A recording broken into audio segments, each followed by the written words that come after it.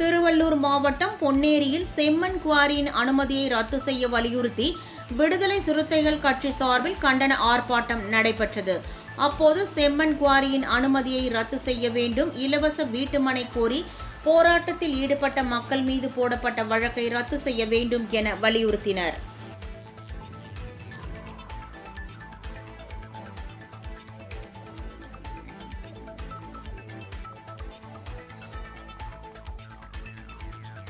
கும்மிடிப்பட்டி ஒன்றியத்தை சேர்ந்த கனடிபுத்திரன்ற ஒரு வில்லேஜ்ல கல்லாங்குத்துன்னு சொல்லிட்டு ஒரு அரசு புறமுக்கு நிலம் இருக்குது. அந்த நிலத்தை ஒரு 5 ஏக்கர் பரப்பளவு கொண்டது.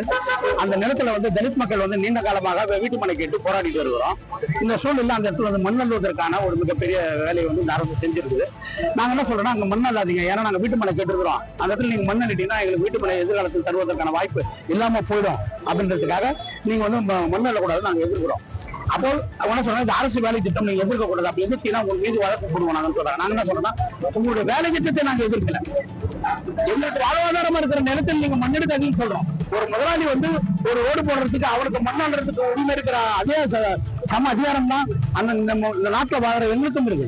ஏன்னா ஒரு சாலை மிக முக்கியமா, ஒரு தலித் மக்களுக்கு எங்களை போன்ற ஏழை எளியவர்கள் வாழ்வது ரொம்ப முக்கியமானக்கா, வாழ்வதுதான் மிக முக்கியம் அப்படின்னு நாங்க நம்புறோம்.